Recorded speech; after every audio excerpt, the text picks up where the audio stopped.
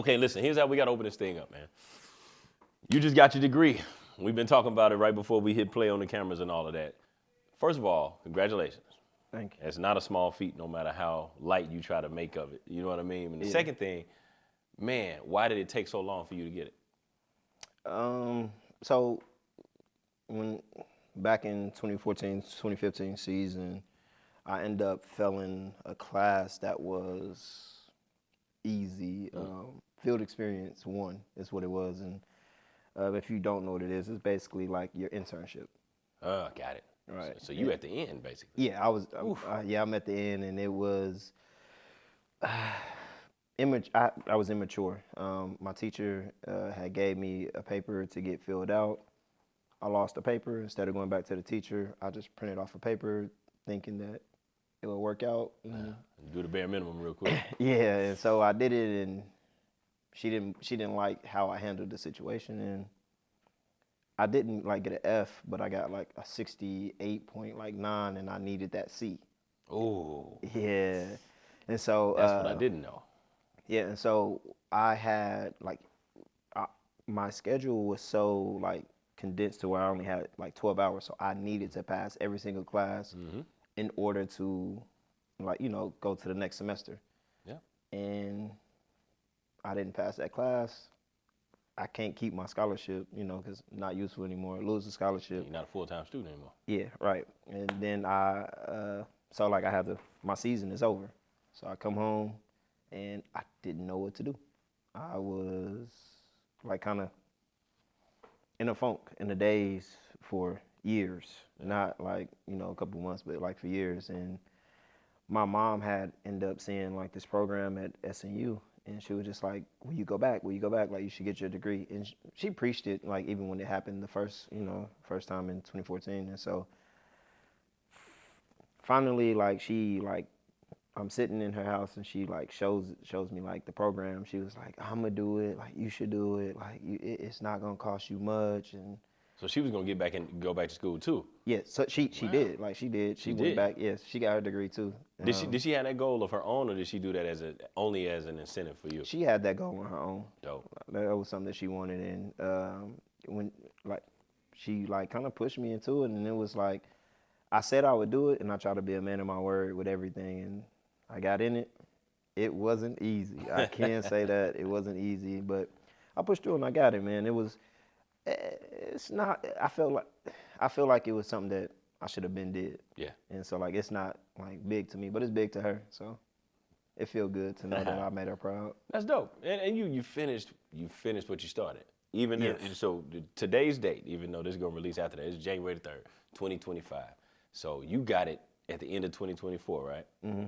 10 years later. Yeah, 10 years later. So see, it sounds like, correct me if I'm wrong, not only was that your last year of school, but that was your last year of eligibility too, playing ball? Yes. Yeah, so you didn't get to finish that chapter the way you wanted to either. No, I think I played 8 games. And the start of the year was rough. Individually or as a team? Both. Oh man. Yeah, so like right when I'm starting to hit a groove, like I'm finding it and come to a halt. Just like that. It literally, I got called in the office. Coach called me in the office like, hey, you ain't passed this class.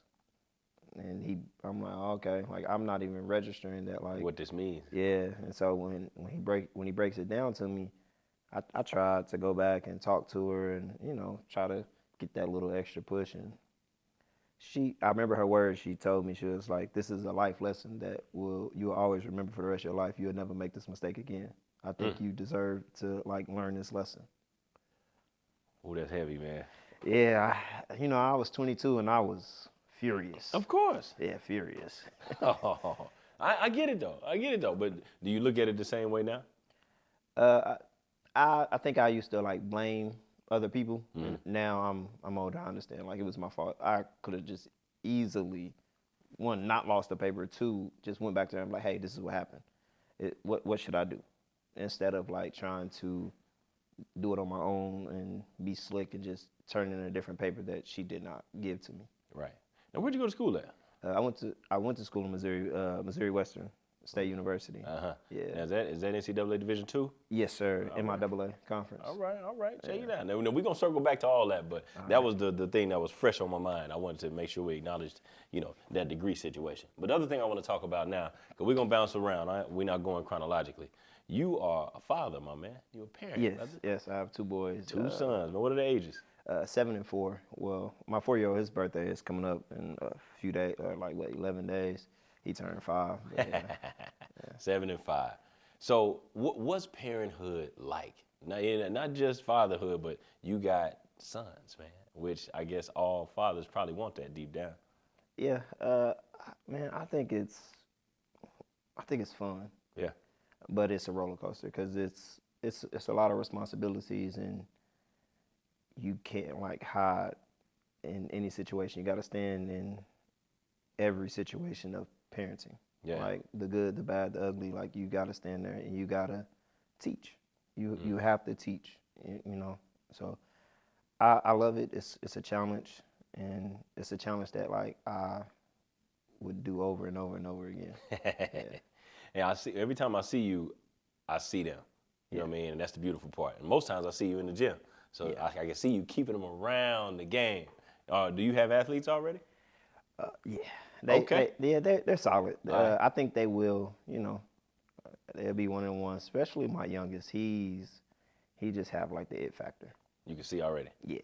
He plays in the Y League. His first game, I didn't get to make his first game because I had another game myself for my team over at Calship. But the game I got to make, dude scored 24 points with 11 rebounds. Wow, that's an outstanding stat line. Golly. And he's he holds his follow through up. He knows how to dribble. In that league, they allow you to double, so he just run with it because he's faster than those kids, and then he gonna shoot it.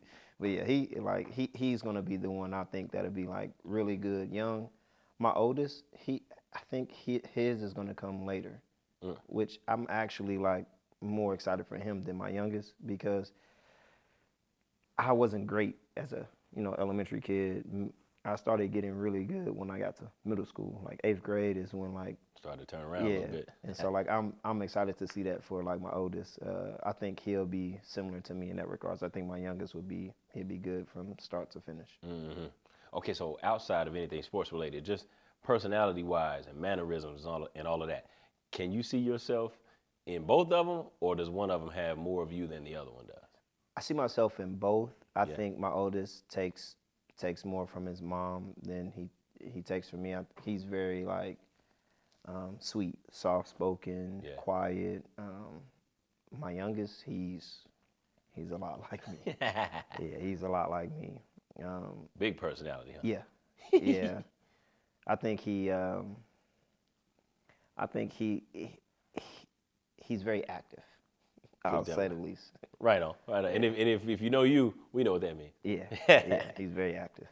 Okay, so you as a kid, man, take me from the beginning. Now we're gonna get to you as a shorty coming up, man. What was childhood like for you, man? What was the crib like? You know what I mean? I know you got at least one sibling, your sister Tamia, who I went to high school with. Just walk me through little Ryan's childhood. It was great. I grew up poor and didn't know I was poor, so I hear that a lot from everybody who grew up poor. They say they didn't know. Yeah, at least not right away. Yeah, I had everything that a kid would want. I had a basketball hoop outside. I had a bike, scooter, pogo sticks. Oh, that's life. Yeah, I had video game systems. My room had a 9-in-1. I had the shooter I don't even know what they call it now, but it's a goal with the net and the ball. You shoot it, it rolls back down to you. I had the big one in my this is all in my room. You had your own room, huh? Yeah, I was fortunate to have my own room, but we didn't have it all, but my mom made it feel like we did for sure. I played sports. I really grew up playing baseball first. Did you find that on your own, or somebody put the bat? I think my mom in? just put me in the league, and I just I started. I was 3, and then I played all the way up into 8th grade, and then I stopped. Golly. Yeah. Baseball first. Yeah. I'm not sure if I knew that. Yeah, Were you pretty good? Yeah. You picked up on it pretty quickly? I can't remember if I picked up on it quickly, but I was good. Like my team was really good. Fun fact, like Tyler Lockett was on my team. All right, there you go. Yeah. From the mud for real. Yeah, like our team, I hated our name. We were called the Ponies, but we were good. Yeah, that's weak. I ain't gonna lie. I ain't gonna lie. Yeah. So where'd they have you out there? I played shortstop. Shortstop. Yeah, I Okay. played Only shortstop, huh? Well, and yeah, for the most part, yeah. When I must got been a dominating that little, role. when I got a little older, I played outfield and shortstop, but mainly I played shortstop because I was so quick. Got you. Why'd you put it down? I just love basketball. Yeah. Yeah, same thing. Like I played football as a little kid too, and when sports had to become serious, Yeah. I just picked basketball. So when did that one start, though? Baseball was first. Which one was second? Football or basketball? Football. Okay, So, okay. I played baseball, then I played flag football. I got that flag in, too. You know? Yeah. Hey, flag football was fun, man. It was I ain't gonna fun. lie. I scored a lot of touchdowns. I probably hold a record or something from that. Like, I averaged like 4 touchdowns like a game, and we were nice. Okay. Then I played basketball for a while for the first time. You remember your age at that time? I was in first grade. Okay. I didn't get a lot of playing time. Like I said, I was not good. Took a minute. Yeah, but like it was a good experience. And then I go to football tackle, because football's first, and then basketball second in first grade. So I don't do no sports but baseball. When I'm in second grade, third grade I go to football, and then I do basketball as well with baseball. And so I played for the North Mabee, football all the way up to fifth, and then went and played at Whitney 6th through 8th football. Basketball, I played with the North Mabee, third grade year. I made the B team. And then I got picked up by Coach Sales and was with the Ballers ever since. From like, I guess I was 8. So that's 8 all the way up until high school. So like that was my AAU team. And so I just played with them all the way up. Yeah. Man, what were your coaches like back then? Because today's times, we gotta approach it a little bit differently in terms of our form of communication. Some things that our coaches did with us might not translate to today's youth in today's social construct. You see what I'm saying? But how was it for you as far as you remember? Were they tough on you? Yeah, I think every coach that I had was like you could see as a father figure. Like they wanted, they disciplined you like as if you were their own, and they wanted to see you do good as if you were their own. It was genuine. A lot of love in it. A lot of love. Was your mother, was she okay with that? Or did she stay out of the way? Or was she one of them that was protective of you in that regard? Nah, she let me be outside. Yeah. I was an outside kid for sure. Okay, So okay. whatever, like if my mom is very, if I did wrong, punish me. Straight up. Yeah. Because that's what she did at the crib, I'm sure. For sure. For sure. A lot of whoopings went on. Straight up. So what was the dynamic between you and sis, man? I need to know. Y'all always been pretty close? Yeah. Dope. Yeah, for sure. We like we got the same mom and dad. I have 4 siblings. Tamia is my oldest, and then I have 3 little sisters, Sarah, Kiana, and Kennedy. Didn't know that, bro. Yeah, and so like I thought he was just a little bro. He big bro too. Yeah, I'm big bro to Tamia too. Yeah, okay. She don't know it, but okay. Nah, she know it. She know it? She know it. Right. But yeah, so me and her, we same mom, same dad. We grew up in the same house. Like whatever I did, she did. We had no option but to be close. And then when our dad passed, when I was 11, Tamia was 14, it made us a lot closer. Dope. I didn't know that part. I didn't know Pops had passed. Yeah. Okay. So you say, man, that's even more impressive what you got going on even now as a father. You know what I mean? You got your memory of them, but you know what I mean? Your model is right here in front of you, it seems like. Yeah. And your coaches. Yeah. Dope. Okay, now we back on the round ball. So you ended up being a Brave, man, just like I was. You know what I mean? Never mind the shirt I got on, but I was a Brave, dog. And I can remember my junior and senior year, which would have put you, I think, 7th and 8th grade. Yeah. But you were always around. You know what I mean? Just always at the gym. And Tamia hooped as well. So I know that was a reason for you to be there. At least when your mom pulled up to pick up, you come running up in there. And then I just remember seeing you more and more. Like, how you get here from the start of practice? And he here the whole afternoon. And then fast forward a couple years after that, you end up coming to Central. But talking to you in the last couple of days, you let me know it wasn't a sure shot that you were going to Central out of middle school. No. Man, walk me through that whole the Ryan sweepstakes, so to speak. So the AAU team I played for, the Ballers, Yeah. Coach Sales and them, like, academics was important, and True. so Booker T is The standard. yeah, and so honestly, like in elementary, I wanted to go to Booker T. Like Right. Booker T was the school. Me like, too. yeah, I think a lot of kids, if they were being honest with themselves, Booker T was the school that they wanted to choose. Did you have family that went to? No. I did. See that's why I didn't really have a choice. But anyway. So whenever I had, it wasn't until I got to middle school when I coached Carter. That's how I was always at Central. All right. There So, you go. Yeah. So Shout out Sidney Carter, man. Coach Carter was like, it was. I guess I have to explain it like this. So when my dad passed right before I go to middle school. Mhm. So in middle school is when like the tables turn where like I'm getting in more trouble than usual. Mom's is trying to figure out a way to discipline me. Mhm. Like at the age where I'm too old to get a whooping, I'm just like, all right, and You ain't really scared of her no more. yeah, and she don't know what to take. Like take the video game, I'm still doing the same thing.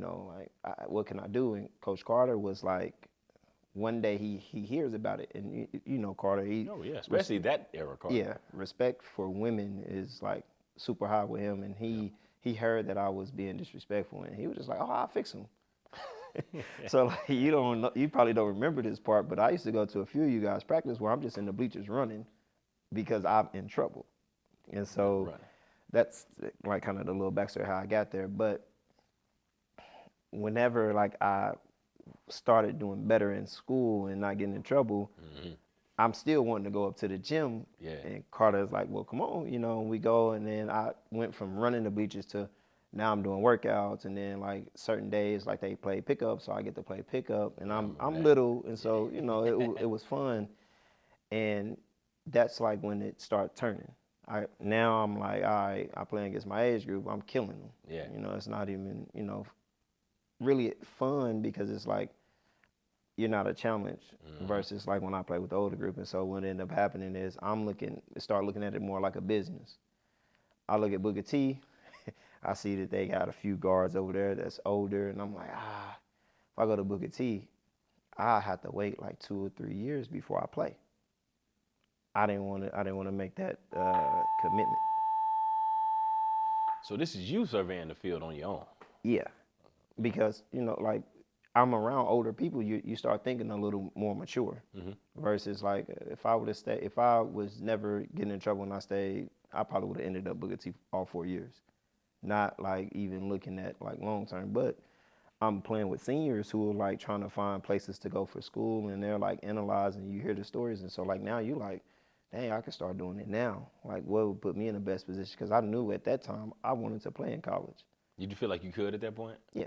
Sure. So once you found the confidence, you found the love for it too. You start loving it more.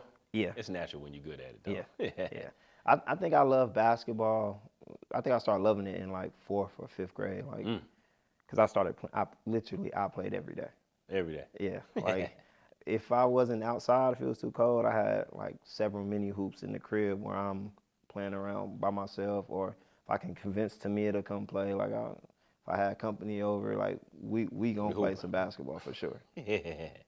So, who could it have been? You mentioned Booker T as one of the prospects, right? And obviously you didn't end up going.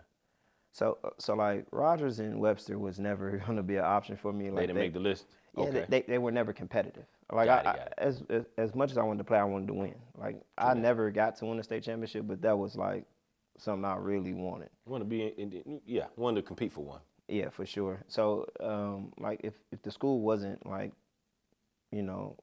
competitive, you were scratched off the list. And then with my class, I knew like certain players were going to certain schools. So like I don't want to go and split minutes with the next guy.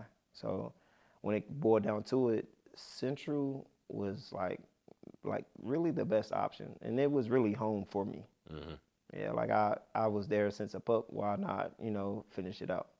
I'm gonna tell you what makes it bumpy is went through a few coaching changes during the time that you were around, which is, I don't want to say that it's the hardest thing in the world, but it can't be the easiest, depending on how you're wired, and the next guy comes in may see something different in you than what the last person did. and that don't necessarily mean it's good or Right. bad. But how'd it go for you? Because you didn't get on the court right away, did you? No. So freshman year I was under Coach Scott, and I got to play like, he's good for freshman type minutes. You know, Yeah. I get in, do whatever a little bit, and then I'm out, whatever, get experience. Right. Sophomore year though, like I'm expecting to be the guy. Yeah. Like we had 8 seniors leave. Yeah.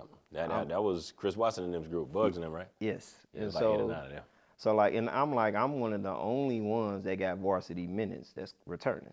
Yeah. Me, Jordan Langster, Nate Daniels. Who else? But even they're a year older than you, right? Yeah, they're 2.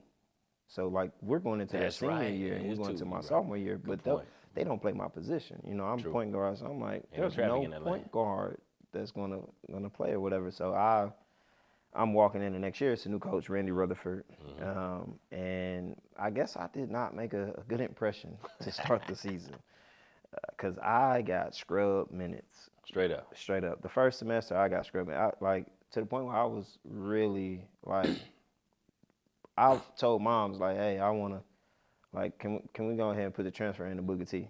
If I'm gonna sit, I might as well sit over there with Booker T, where most of my friends who I play AAU with goes to Booker T. I'd rather just go and have a great time with them. When you say scrub minutes, was it about the same amount of minutes as the previous year when you had Yes. Coach Scott? Okay. Yes. And you had outgrown that. Yeah, Got it. because there's no one that was a better point guard than me. I felt, personally, I was arguably the best player my sophomore year on the team. Like competing with Jordan and James at that time, because they were, the better players. Right. Yeah, so whenever I wasn't, that first semester, it wasn't until I got a break when James, he goes down, he hurts his back, and he has to miss 3 games. I step in, I play well, and then I started from there. And it was, it was great. It was great. Things turned around. Yeah. Honestly, moms told me to wait until, the first semester ends and see how I feel then. I start feeling better. Did y'all ever revisit that conversation, or it was just done? It was done. I never brought it back up because brought it back up. I started playing how I felt I was deserved. And I remember, man, y'all had a hell of a run that year. That was the 08-09 campaign, right? Yes, sir. Y'all got to the quarterfinals of the state tournament, lost to the eventual champs, Yeah. Star Spencer. Tough ball club. But then, those names you just mentioned, Jordan, Nate, Glenn, all them boys, they graduated. So here comes your junior year, but now you got another coaching change. You know what I mean? Yes. Coaching change number 2. Yeah. Man, what was that about?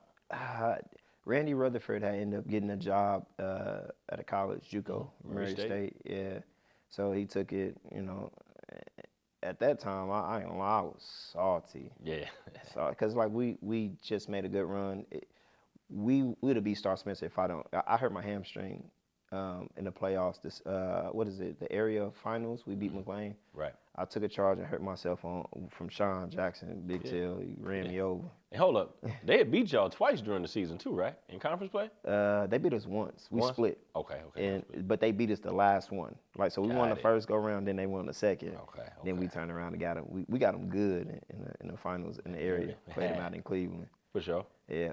But if I wasn't hurt, we would have won that. So Straight I'm up. thinking like, we got some talent. We had some talented freshmen from that season. I'm like, we had a good chance to be good. And then we got Corey Frazier to come over from Edison, and then he's playing with us.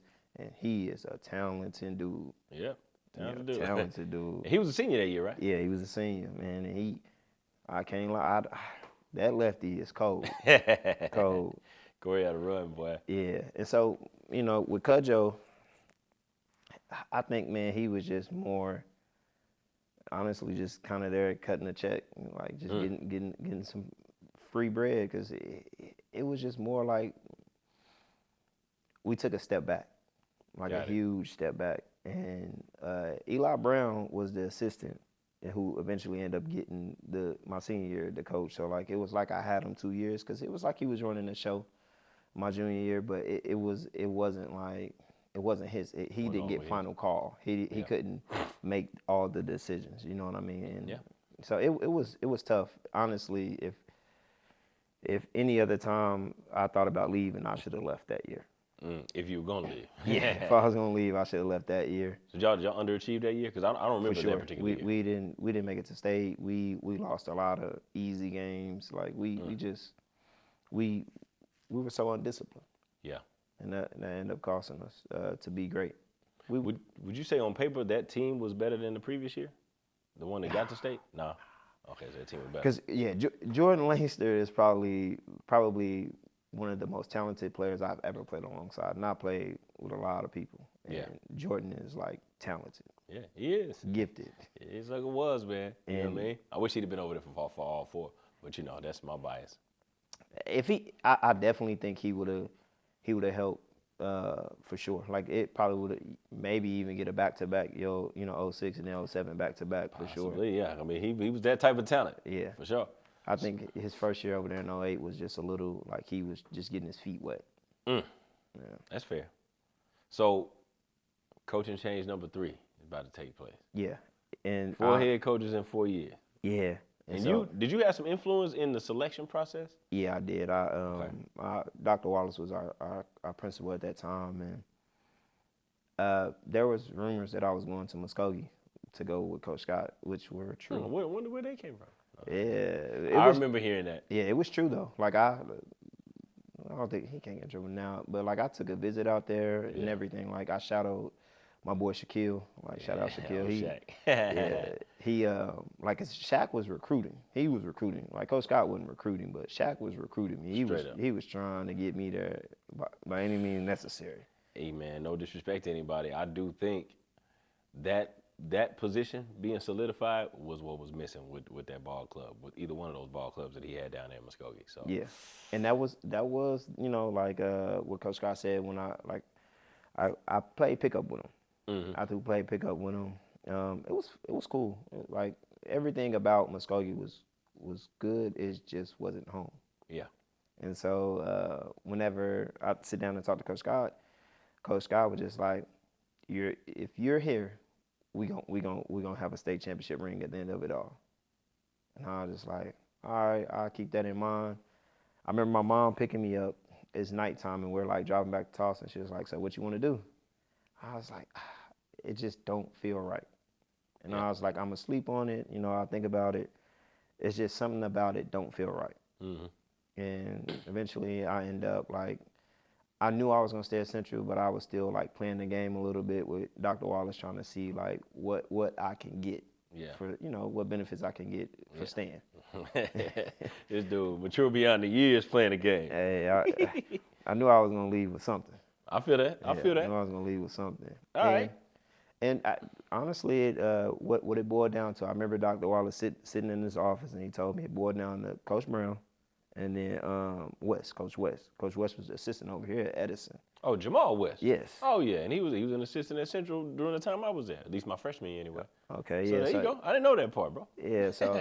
So Dr. Wallace had asked, like, who would I prefer and stuff like that, and then a few weeks later, I remember Coach Brown texted me. He was like, hey, I got the job.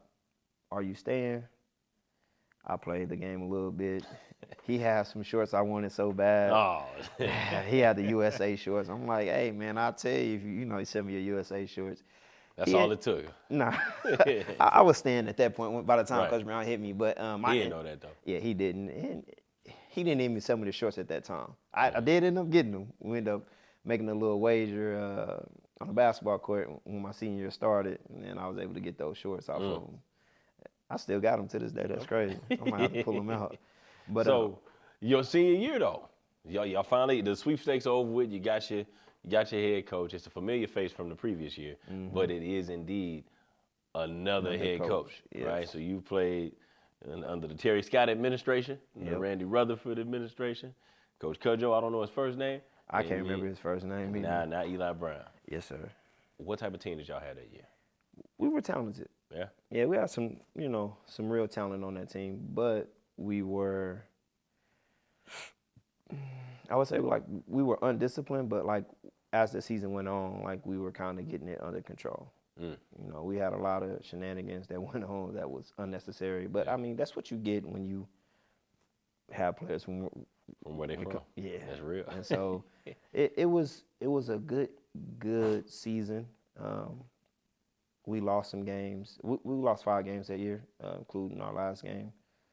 where like there were 3 games I felt we shouldn't have lost, and we lost. But outside of that, like it was solid. It was a good year. A lot Y'all of got to the quarterfinals of the state, right? Yeah. All right. And then we ended up losing to a team we should have beat. Mm. Yeah. Yeah. It'd be like that. It'd be like that. Yeah. And you know we gonna get to that. Yeah. It was him. He was the assistant at Cali under Tommy DeSong, and then it was NEO. Like these are like the 2 that I'm looking at. And at Cali, they didn't have, at that time, the Jayhawk Conference, you don't have full scholarship. Yeah, they Game changer. Yeah, they can't offer a full ride. The deal breaker though, why I ended up picking Cali over NEO was when I went on my NEO visit, he told me I'm going to be a backup. He didn't give me the option to work for nothing. It was you're guaranteed a backup. I'm going to guarantee back up a guy. I don't even remember the kid's name. He was from New York. I was just like, so I don't even get an opportunity to compete for it. Yeah, and I was just like, yeah, I ain't gonna go there. And it was a full ride. You know what I'm saying? Oof. Cali on the other end is they can offer as much as they can, but it'll never be a full ride. You get that Pell Grant that'll cover the rest. So I didn't have to pay for school. It was free, but it wasn't a full ride scholarship. So you had to manage your paper a little bit. Yeah. Got it. Did he make you any assurances? Any promises in that regard? Only thing he promised is that I earn everything. There you go. Yeah, and that's all that I wanted, because I knew I'll compete and I'll work. Mm-hmm. I knew I put in that time. And I went there, and I didn't know this prior to signing. So I signed, and then I get there, and they're like, yeah, only 6 out-of-staters can play. More than half the team is from out of state. So you're going to get all the comp you want, brother. Yeah, so there's 4 point guards. 2 are out-of-state point guards, and then the other 2 are in-state. So the 2 in-state point guards are guaranteed on the team. They're not going to have the red shirt, nothing. They're guaranteed on. So I'm like, wow. I wish I would have, at first I was kind of like, dang, I wish I would have known that. But it ended up, being great because you literally compete everywhere.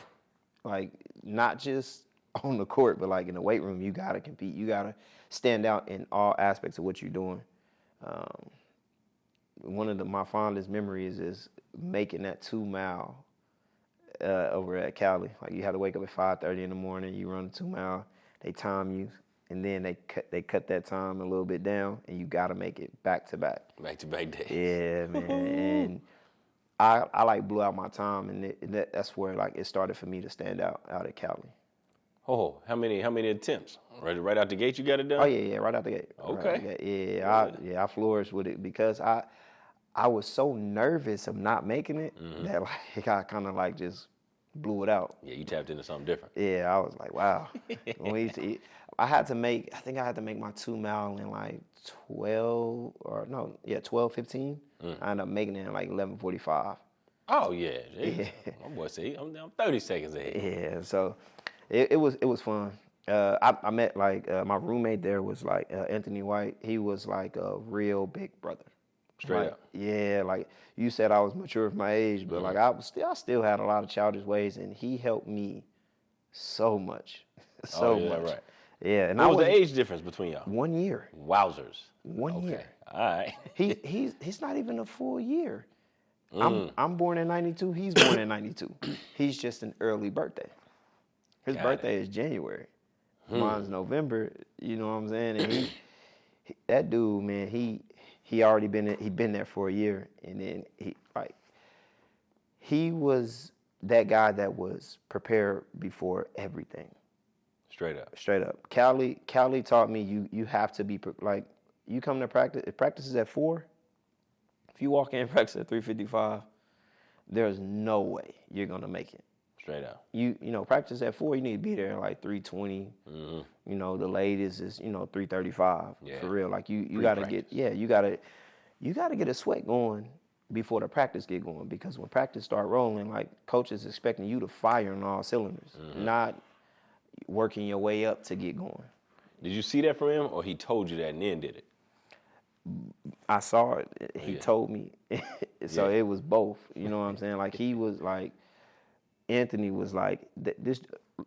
He was hey, I'm about to go train for the 2-mile. We got it coming up. And I was like, oh no, I'll be good. Like, you know, I'm pretty in shape. He'll just like, you sure, man? I'm like, yeah. He's like, all right, you'll learn the hard way as he walk out the door. He go prepare. He does it when he runs his 2 mile, and he makes his time. He kills his time as well. He's not tired. He's not laying on the field like we were. You know what I'm saying? He's ready to go. And like I remember walking back. Well, we have to drive back, but like walking back into our dorm, and like I'm laying on the bed, and he comes in. It's like, man, you tired from that 2 mile run? I thought you was in shape. and at that point, I realized like I need to get on his timing. Yeah. Because he was an in-stater, you know what I mean? But I needed to get on his timing and learn, and I did, because whatever he did, I just kind of like followed him. Straight up. Like his little brother, like, oh, you going here? Oh, I'm coming too. So he was a good leader then. Yes, a great leader. Great leader. Golly. But you know what? Kudos to you, though, for even having the presence of mind to be like, okay, I'm seeing the recipe. Somebody else is flourishing with it. I'm like, oh, maybe this is somebody I should pay attention to. Because, you know, ego is a real thing. So especially when you're young, too, and you seem to be, like, self-guided throughout this whole process. So, yeah, man, salute to you even noticing who you need to lean on. But how was that freshman year for you once you got into the season? Struggled. Yeah? Yeah. Uh-oh. That was the first time that I was put, like, shackles was put on me. Okay. Yeah, like, hey, you can't do this. So I went from, I'll say, like 8th grade, where I did whatever I chose. Yeah. And because I didn't make too many bad decisions, you know what I'm saying, on and off the court. But they let you play through some stuff too, though. Right. And so when I got there, like, it was, you know, real guidelines you had to follow if you want to play. Like I dribbled a lot. I was a dribbler through high school. You know what I mean? Yeah. That was my thing. I used to want to cross people up, make them fall, all that junk. And so when I got there, hey, you dribbling too much. Get off the ball. And it's like, dang, like, but I can. Are you telling me I can't dribble? That's how you yeah. And I struggled. Like certain shots, like I could shoot the ball really good, and I shot a lot of deep threes. And he'd be like, we don't need that. I'm like, so I can't shoot this, or can I? Like, it was confusing. It was about halfway through the season before, like, I had a season-ending injury. When I started to, like, by the time I'm figuring it out, I snapped my wrist, and then I'm out for the rest of the season. Golly. So you just cooking. Yeah, just starting to figure it out. Because, like, I think I averaged, 8 points, 4 assists. I shot 70% from the free throw, which is terrible. That's a C, brother. Yeah, that's terrible. Like that 8 and 4 as a restricted, it sounds like PG, and a young bull, it's not bad. Not a bad stat line. Yeah. It sounds like you were a reserve, or am I tripping? No, I was, just because, like, we had some talented guys. James Milliken, Cameron was like, man, Cam Bellin, his full name. Like, those dudes were like our guys. But James was really like, he was a freshman as well. He was from North Carolina. He averaged 30 as a senior in high school in North Carolina, which is impressive. Yeah. Because he's, you know, North Carolina is. Oh man, that's a hotbed. Yeah, I think James ended at Creighton, and Cam ended at Yorktown. Oh, see, there you go. Yeah, so like both D1 players did really well, you know, their seasons at Creighton and Yorktown. But James was like, he was special. In a different way. Yeah, he 6'2", jump out the gym. Yeah. And he could shoot it. He's not a ball handler. He's not gonna put it on the floor. But can't or ain't. He could have. He's not gonna. You can't take it from him. Yeah. But he's not about to kill you putting it on the floor. Yeah. Got it. But you give him a crease, it's good as gold. Straight up. Straight up. And then we used to have this play. We used to call it brewing. And brewing is, you know, the two bigs would be in the block, come up, set the screen. The first to slip, the second one at the screen. Mm-hmm. So that person who's like in that corner, like wing corner, a lot of our players, when we started out, we'll start our guys up like as I'm crossing half court, I'm gonna pick James' side, I dart left. Once I cross half court, the bigs know to come, and he backdoors. That play for him, impeccable. Because what the bigs would do on defense, they would stay. And all I'll do is throw it right here. He had jumped so high and just shoot a little midi, and it goes in every time. We used to start the game off like that, or start the second half off like that a lot. And for sure, bucket. Yeah, for sure. Like, we need something. we used to call, we'll say Bruin, and then we'll say 10. He was number 10. So we were like, Bruin, and then he'd be like 10, 10, 10. So as I'm coming up the court, everyone knows what we're getting into. Yeah. It was, I can say this, though, speaking over like the being shackled, Coach Desam he knows basketball. He is a great coach. He has a system, and his system works. He's gonna run his system. So like I did not figure his system out until late. I probably would my numbers would have got better as the season went on because I was learning and figuring out his system. Talking about had you not gotten injured? Yeah, because my last several games, everything was coming up. See, okay, so which wrist, right or left? My shooter wrist, The right? shooting wrist. Yeah. How'd you shatter it? I go for a layup. It's a transition play. I go for a layup, and the guy comes and take a charge. And you know the charge where like somebody like try to come up to you and hit you, and then to create the contact. Yeah. He clips me. Yeah. And it's a block. And I come straight down, and it snapped. You try to break your fall, or you just I try to break it. I snap it. I don't realize it's broke until I try to like my wrist is stuck down. So like you know how you fall, boom, you're like and so my wrist is like this, and I'm on my side. It's like this. So I roll over, and my wrist would not open to do this. Like I could not do this. Yeah, something you don't even think about. Yeah, so I was like, I turned back over, and then I'm like getting up off the floor, and my wrist is like this, and when I'm hurt, I'm a baby. So I'm like, hey, nah, don't touch me. Like, and so I'm getting up, and my teammate's like, you all right? And like the amount of seconds to get off the floor and then turn to my coach, as I'm turning, I'm like, yo, I think it's broke. The crowd can see my wrist like springing up, it's swelling up big time. And the trainer comes out, and like I'm running from the trainer because like the first thing they're gonna do, I think, is try to lift it up. And I'm you like, don't want none of that. I'm like, no, like it's okay, like let's just go in here. Yeah. And so I walk in the training room, and then I snapped it, and it was a clean snap. It was like the most difficult thing I've ever experienced. Golly. You talking about the pain of it, or just having to be absent from the game? Realizing I don't realize that it's like really broke. My mom is like, where's Ryan? And so one of the basketball girls is like, hey, Ryan's in the back. He got hurt. So my mom comes in there, and then like she comes in there before right as the ambulance is getting there, and they put me in the sling. And my trainer like pulls her over, and he's trying to tell her like secretly. He's not outright trying to say it to me, but I heard him, and I'm like, what? Like, no way. I'm out for the season. I'm like, there's nothing I can. And like, I almost started crying. I didn't cry, like, but I was devastated because, like I said, I was just starting to figure it out. Yeah. Yeah. So, how long were you on the shelf before you could get back to it, where you had the use of both hands again? February 18th is when I snapped my wrist. I didn't shoot a ball again until like April, like 26, 27. Yeah, I didn't shoot a ball again until something like that. The crazy thing about it is, I got my cast and I just started shooting left-handed. I figured I took that for granted because I know you. Yeah, so like left hand got better, huh?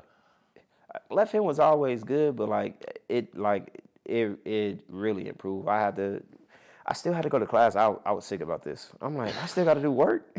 I can't write. They was like, write with your left. And that's when I really learned I really could write with my left. Straight up. Yeah, and so like it was cool. I learned some hidden talents about myself with the left. See? You know what I mean? And because that's a little bit before things went completely technological. You know what I mean? Because we still using ink pens and pencils during that time. Yeah. See, we getting up there now, brother. Yeah. Okay, so rolling into your sophomore season. Okay. I transferred. Talk to me about it. I know. Yeah, I transferred. So honestly, when I snapped my wrist, I felt a disconnect from Coach Desam. And like I've like thought about this long after I've been there, and it's like one of those things where like I just felt like used. Got it. And so I talked to Coach Jackson about it, and like, cause the rumors had spilled that I was going to Murray State, which was I never was going to Murray State. Never. Like I've never even talked to Coach Randy Rutherford at that point. Right. Like, cause I remember I got a call from back home, and they were like, "Hey, you going to Murray State? Like, congrats." I'm like, "I'm not. I haven't even talked to Randy. Like, what?" So I'm starting to get irritated. Coach Jackson calls me, he's like, "Hey, you going to Murray State? Like, at least you could do is tell us, be a man." And I was just like, "I'm not going to Murray State." I haven't even like had my exit meeting with Coach Desam, and I was feeling like away. And so whenever I did talk to Coach Desam, I was just like, I asked for a release. Like, I didn't know I was gonna ask for the release. We're in there, we're having a meeting. I was just like, can I just have a release? And because in that time they gotta sign your release for you to be able to play. He granted me a release. I told him I wouldn't play in the Jayhawk conference. That was the agreement. And then one of my closest friends on that team, he was a point guard as well. He was from Wichita. He ended up not getting a release. He had to sit out a whole year. Yeah, but I had ended up talking to Boots. Right on. He was over there with Scott Egger, and he was like, "Hey, you can hoop here. Like, you can really get off if that's what you're looking for." And I was like, "Yeah, like I don't want to be in the shackle anymore." So Boots ended up like hooking that up. And he's at Eastern, right? Yeah, he's at Eastern Oklahoma State, and then I meet with Scott. Worked out, no brainer for him. I sign and I go, and I have a really good season there. Yeah. Golly. Were y'all good as a squad? We went to nationals, so there yeah. you go. Yeah. Everybody can't say that. Yeah. Well, damn, dog. Yeah. So, but the crazy thing about that, the same year, like February 18th, I snapped my wrist. It's November 23rd. I break my wrist again. Same wrist. Same wrist. Damn. So, what's happening, man? Is your luck messed up, or did it suck and not heal all the way? Nah, I believe it healed all the way. The second time I broke it, I didn't break it. I didn't snap it completely. I broke just this side of it, like right here. And so they told me I'll be out like 6 weeks. Yeah. I sat out 2 weeks and then ended up playing because we was playing like the number 10 team in the nation. Didn't want to miss that one. Nope. So I had we played Murray State and then we played the number 10 team. So I played Murray State left-handed. Oh, okay. Yeah. Kobe. Nah. You know I was like, I won't shoot. I still can be a point guard. You know what I mean? Because I could dribble it. It stung a little to dribble, but like I could still, And so, but I think Randy was smart enough to figure out I wasn't trying to shoot, and then I ended up hitting like 3 threes with the left hand. Straight up. Straight up. It was fun. Y'all end up beating them, man. Nah, Murray got us. Yeah. Murray got us. I ain't gonna lie. They pulled it out at the end. But I take my wrist real tight, and I shot with the right a few days later. Because, you play, like, during the week, then you play that Saturday. Yep. So that Saturday when we played Tonko at the time, I think they were, like, number 9 in the nation. They're, like, 14-0. And they're, like, smacking everybody. Yeah, putting hands on people. Yeah, so we go, and I'm like, hey, I'm gonna play with, I'm gonna shoot. And I was like, but I'll do a push shot, not like snapping my wrist, because I snap it when I shoot it. Yeah, you should. Some people don't. Yeah. Yeah. So I end up having a really good game. Yeah, a really good game, and we knocked them off. We ended up beating them by like 14, maybe 15, but like it was a good showing for us. At home? At home. Okay, Good win. Then, I think that's when like we go on break. So we go Christmas break, and now I get legit I got 3.5 weeks. And then when I came back, I was good. Ready to go, huh? Yeah, had a great season. Hey, man, talk about them breaks, though, because I think for those that aspire to play at the next level, or maybe even those that are there for the first go-round, not knowing what this particular period is all about, the break into action is fun, and it's cool. You get a breath of fresh air to go home or whatever it is you do to sort of just get away from the grind, but you don't want to put the grind down completely, because when you come back, particularly that first day back, it's going to hurt. You know what I'm saying? Conditioning-wise. Yeah, it's brutal. Did you keep yourself active when you would come home? During those 3 weeks, I did not, because my wrist was broke, so I wasn't. I was trying to like heal. Ain't got nothing to do with your legs, man. Man, I was a dummy, man. But yeah, I didn't do nothing, and I was dead when we went back. You know what I mean? Yeah, I was tired, but I honestly, if you are wanting to be like a college basketball player, the guy, whatever, going home should be 3 days max. You said 2 days? 3. 3, okay. Yeah, there's no reason to be at home long. So if that's what your true goal is, you should a couple days at the crib, see your fam, literally see your fam, enjoy your family, and then get back to business, take care of business. Just like a vacation. You go on a vacation, you ain't there longer than 3 days. Well, it depends, man. If you go on a cruise, right? You got at least 5. That's a cruise, yeah, but like I'm just hitting you with the semantics. Yeah, that's a good point. Yeah, because the best ones don't go home. The best ones don't go home. Logging them hours. Yeah. Boy, what the second half of that year look like?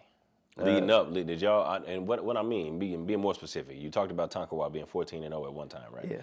And so with you guys making a run to the national tournament, in my mind, I'm thinking there's a point in the season where y'all turned the corner and started to hit stride.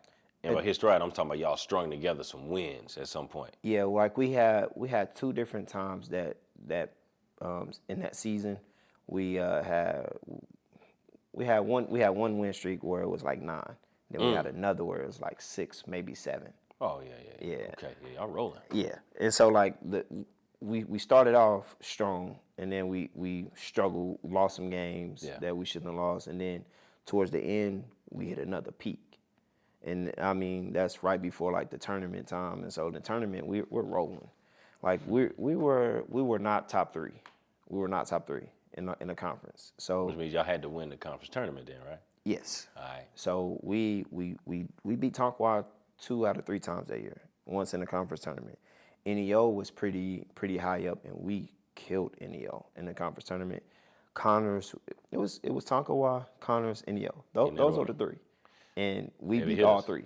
Straight up. Yeah. To go on. First we beat Redlands, like we smacked Redlands, and then we go and we played Tonkawa. We beat Tonkawa by 10. Then we go and we play NEO. We beat them by 30. And then we go and beat Connors by like 8. Man. Yeah. Going dancing. Yeah.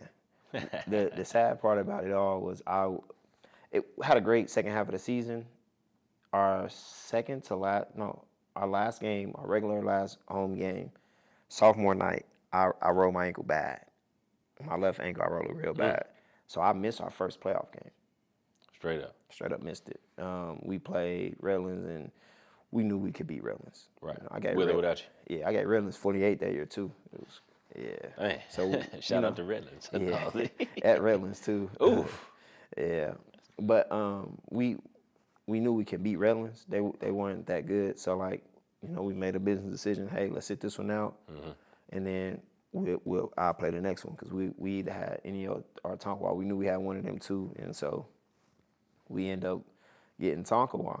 And I was like, oh, yeah, I'm playing for sure. Still on a bum ankle, but like I felt like my presence would be much needed. And bum ankle, bum wrist. Oh boy, you know what I'm saying? Yeah, get it done. Yeah, we definitely got it done for sure. And it was great. Each day it got better. Yeah. Each day we got better. We end up fun fact, we end up losing to what's his name, Gary Payton II in nationals. Oh, on a bad call. Bad call. Bad call. What was the call? You remember? They called Gary Payton II is fouling my shooting guard, Hot. We call him Hot Rod. Hot Rod catch it. We running this play. Hot Rod's been killing off this play the whole game. We called it Orlando, and basically it's just an ISO for Hot Rod to go, a straight line drive on the right side. We clear out the right side for him, and he gets it, and he does his rip through. He bounce and he hesitates before he can put the ball back down. Gary Payton is stumbling into him. He tackles him. They call it carry. Straight up. And then we got a foul. They made 2 free throws. We lose by 2. Was that the first round of it? First round. So. Damn. Because then we would have had. They had a chipper game the next game. So y'all for sure advanced. That's what Yeah. They got a chipper game the next game, and then they end up getting put out by Chris Jones that ended up playing at Louisville with Northwest Florida. Ended up putting them out.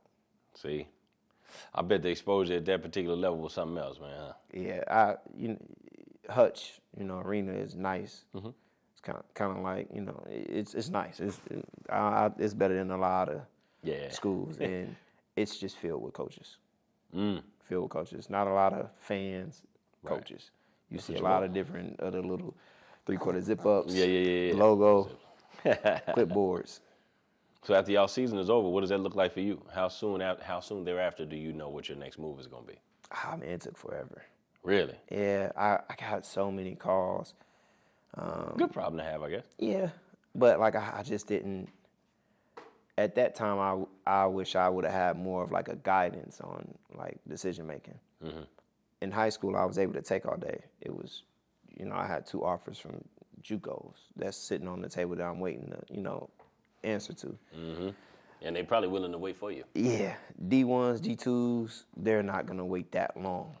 Yeah, they looking for something quick, especially like the higher it goes, like the more they're like quick.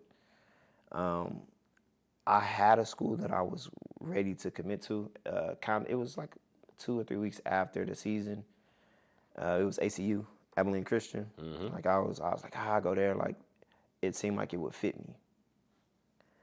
I called the coach. They had just signed, like literally just signed. They got it the day before, and I was like, and so I was stuck. I didn't know what to do. I didn't have like the right thought process to continue to try to figure out where to go. So I end up not going and taking my math class to graduate. Right. At this time, you got to graduate with your associates to get to D1. Yeah, if you're not a qualifier coming out. Right. So I wasn't a qualifier, and I did not go take that class. So now I know I have to go D2. And then I end up picking Missouri Western Medina. Anthony Medina him and Coach Jackson like run neck and neck out of like 2 of my most favorite coaches that I had. Straight up. Yeah. What made him so special, Coach Medina? He was relatable. Very relatable. He was a young coach, but he knew so much about the game, and he was relatable. He understood what I wanted, and then he tried his best to give me what I wanted. Within within the flow of a game. Yeah. You want to score 20, but within the flow of the game, not just you gunning for the 20. Right. That's what it felt like. Throughout this conversation, you talked a lot about what you're looking for and figuring out what fits you and where you fit, which I think is good. But would you consider yourself to be coachable during your days as a player? Yeah. Okay. For sure. So it was you understood the give and take then? Yeah. Got it. I think I learned that from Cali. Like, because I didn't break the rules, because I knew if I broke the rules, I wouldn't play. Having a seat. Yeah, and so it was more so like understanding roles. Early on, through my childhood, I didn't have a lot of roles. It was you had a lot of rope though. Yeah, do what you do. Yeah. Type of behavior. And so when they got to college and it's more of a business, I had to understand, hey, this is a role. You gotta perform in this role only. You're not the guy. Right. Yeah. Well, you talked about how short of a run your senior season was, but how was that first year, your junior season? It was fun. Yeah. We were not very good. Which we had a lot of hurdles. We lost a lot of players in that time frame. My last regular season game, we only played with 7. Ooh, that sounds very JUCO-ish. Yeah, you know what I'm saying? Yeah. What's crazy is Tonka head coach ended up getting the job at Division II. Was it Weiberg? Yeah, Brett Weiberg, and he, when you looking at it on paper, I'm like, dang, they only really lost to us. You know what I'm saying? Like they look pretty good. His team had like a lot of chemistry, a lot of flow. Because I'm not a person that gotta go score 40 a night or 30 a night or even 20 a night. I want to win first. Yeah. And then like show that I can do whatever. And I felt like that's what his team had that year. And so like it seemed like a good fit along with Medina. Because Medina wasn't even a coach, he was a GA. Got it. Yeah, and so like he was only there my junior year. He didn't get to come back because he had done his 2. Yeah. Got it. Yeah. You individually, were you allowed? Was the fit the way you envisioned it? No. Really? Yeah. Brett Weiberg he sold me on we will play a lot similar to how I played at Eastern. We did not. And that's not what happened. Huh? Yeah, we did not. Could you tell early that it was oh snap, it ain't gonna be what he said it was? No, because our team was good. Got it. And so like we had a big and said was like he was a grown man. I think said was 26. Yeah. Had his grown man. Yeah. And so he was good, man. he had a floating hook that was crazy, and he like when I say grown man, I mean it, his bounce was crazy. He was dominant. Like he would. I'm not trying to compare him to Shaq, but his build and his physicality, a lot like Shaq's. You gonna feel him. Straight up. Straight up. Can't run from that. No. And with his presence, with me at the point guard position, my roommate at the time, Trez, Colbert, he from Midwest City, like D Jones was super nice to me. He was 6'5" long wing. Like our team, we had like some real talent. Yeah. It was just we lost Ed the first half of the semester. He can't play the second half. Cool. Hurt because he was you taking away 10 rebounds with like 15 points. Yeah, you don't just make that up. You know what I'm saying? And then like now you don't have no fear in the paint. So when people get in the lane, it's just like, oh yeah, yeah, we coming down there. Yeah, and so like he with his presence being gone, it hurt a lot. Now at that point, particular time, I felt like because we didn't have another big, we had like some height but not bigs. I felt we should have started running more, but we didn't. So y'all needed more pace at that time, you think? Yeah. And so we stayed with like what was working early on because we had a set. See? So what was his to get in his business a little bit? Was it grade related? Yes. It was eligibility. It wasn't he didn't fail. He only had a little eligibility left. And they were trying to work to where he can get his full year, not a half a year. I didn't know that until it came out. That's the business of it. Yeah. I guess you weren't supposed to know unless he told you on his own. Yeah.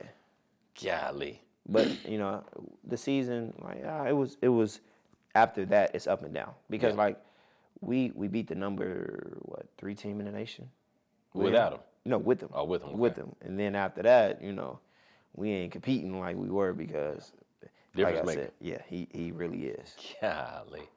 Okay, so you talked about your way out of there at the first in the first time block of this conversation, but you still hoop now.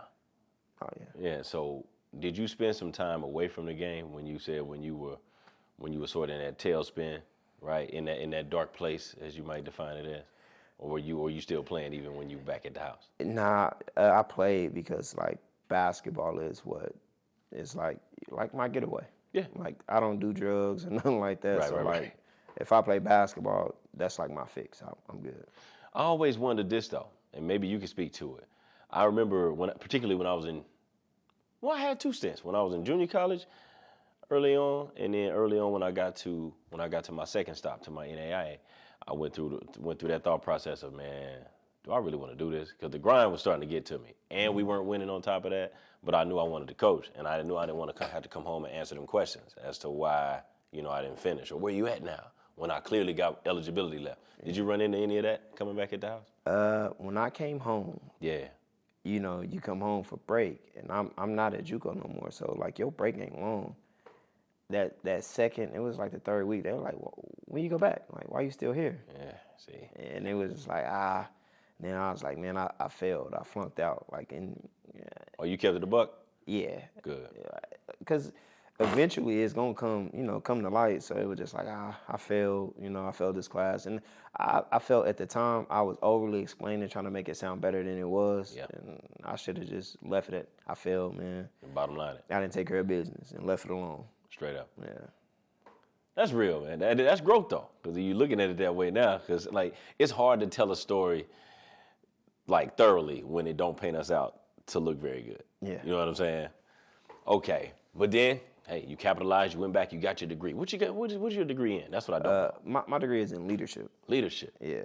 Okay, look at you, the leader. I try to be. I feel that. But since you've been out of school all these years before you went back, what did adult life look like for you in terms of what your day-to-day was, how you were earning a living? And then I'm seeing now, you behind that camera with it. I see you still hooping nowadays and, on a very competitive platform, it seems, and some one-on-one type. Yeah. And break all that down to me, man, because I don't necessarily know what I just said. You know what I'm saying? Life right after school was blurry because I was just kind of floating. I didn't have any idea of where I was headed. So like I remember I had ended up getting a job at Enterprise, a part-time job, and like I did that way longer than I should have, because a part-time job isn't, ideal. Yeah. Not to make a living. Yeah, for sure. And so after a while, like I end up getting plugged in to work for the city of Tulsa, and I worked there. I think I worked there 5 years. Yeah, 5 years, and ended up getting my CDL there and learned a lot about life. And I learned that the city wasn't where I wanted to end up. That wasn't a career, that would suit how I would want to be, because it's very time consuming. And I, had 2 boys at this time, and I was trying to figure out how I can be more available for them, because I worked in the streets. So if it was bad weather, I'm at work. Oh yeah, no matter what. Yeah. Like if it's a tornado, I'm at work. I'm not like, whatever. So it was tough. And I just had to, learn and find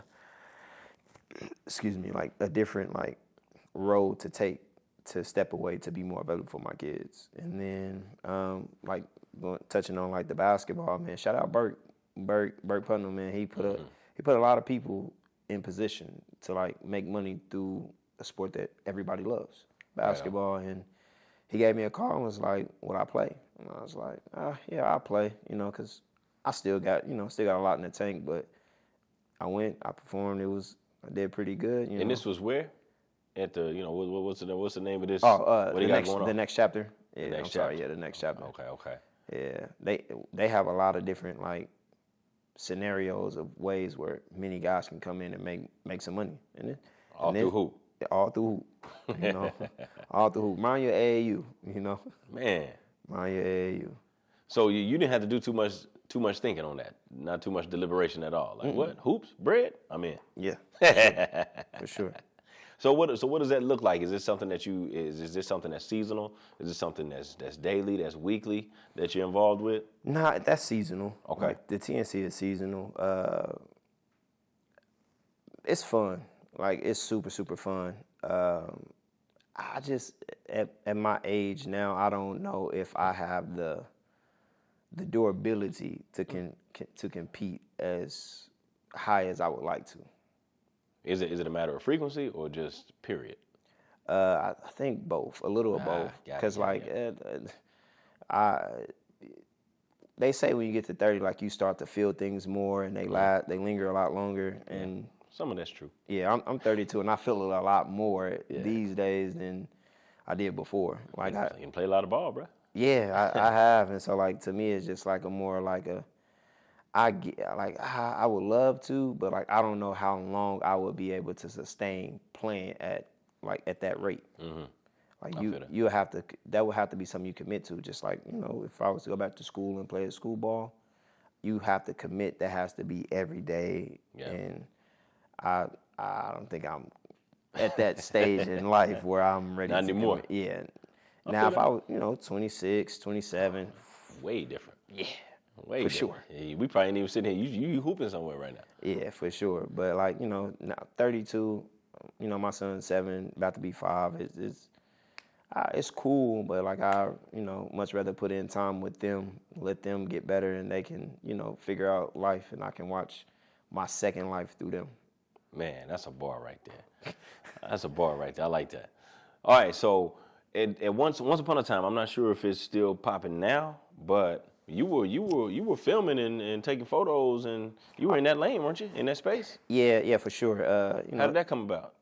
Man, my roommate Trez is he's behind the film, a lot, and that's what he went to school for. And he's that friend that challenged you, like, and not in like a negative way, but in a way to grow. You know what I'm saying? Like he's really like, I'm so thankful I didn't go play D1 because like we became roommates. Right on. You cross paths with some dudes. Yeah. I feel that. And he's like he was one of those guys that like, if I'm getting to some bread over here and I can put my mans on, hey yo, do this, man. I'm telling you, this will get you right. And So like he just kind of like, you know, threw it out there a little bit. Then he was like, nah, like, you know, go ahead and do that. He was like, hey Rick, go ahead and do that. I'm like, you know, now you hear it so much, you like, let me dive into it. Now you dive into it, and then you see that it's every bit of what, you know, it could be made out to be, which I think filming and taking pictures it's a hobby, not a job to me. Like it's because it's fun. Even though it's work, it's still fun. Like you can ask Smoot to tell you, like it's a fun thing to do. Right. It's like playing ball. You know what I'm saying? And so, were you relegated to only sports related content, or have you expanded the? Because like Tresh Trail, they're twins. Limitless Exposure Media is like, you know, the brand LXM, and so like it's no limit to what you can cover. I love that. Yeah. Look at you, man. You know what I mean? Checking boxes, evolving out here. Trying always. I feel that. Listen, here's how we'll put a bow and a ribbon on this thing, man. We got our all due disrespect segment. You got a good memory, and you always are good at remembering the lowlights, which I think most of us are, right? So you got plenty of good moments in your career and in your life, but it's something about those bad ones, like the few times we fell short, they stay up front. So I want you to tap back into it, man. So at any level that you play ball at, a team that beat you, that had no business beating you, you'll go back to that game and run it back if you could. My senior year at El Reno is a game that like I went and got that game. Like I have it on DVD at the crib right now. I still watch that game. You still do? Yeah. Why you putting yourself through that, man? Cause I hate that I lost. You know, that game we're up 5 with 30 seconds left. I saw that game. It was at Sepulveda. Yeah. We up 5 and lose that game. 30 seconds left. It don't make no sense to me. Lost it in regulation. In regulation. Boy. They beat us in regulation. And the guy that was killing us, I played him in college and killed him. Like it bothers me. Yeah. Like that game probably bothers me more than any other game, and I'm trying to run through. Like that game probably senior year bothers me the most. I get the most flack for sophomore year losing to Star Spencer. Yeah. Yeah, you do. In my defense, I was hurt, but you can't say that if you're out there. That's true. And you said that as well. So me being out there, I didn't perform, and we lost. And it was my fault. It wasn't no one else to blame. I lost us that game, and I do believe we would have a ring. Straight up. I think we would have beat the Douglas with the 2 Twin Towers. And then I think we would eventually beat. I think they beat Bishop McGinnis. Yeah, Orton and them, if I'm not mistaken. Yeah. So that's saying something right there, because there ain't no light path to the title, but but y'all was tough though. Yeah, we were good, man. We had everything. Mm-hmm. We had everything that you needed to win. Uh-huh.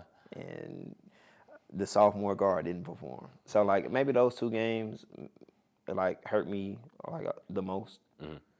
And then any time I've ever lost to a rival school. Yeah.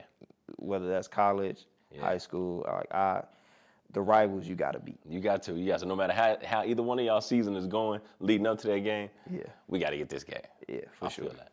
Well, Brother Ryan, I appreciate you giving me your time this evening, or this afternoon. We finally made it happen, brother. Yes, sir. Yeah, we out. Smooth.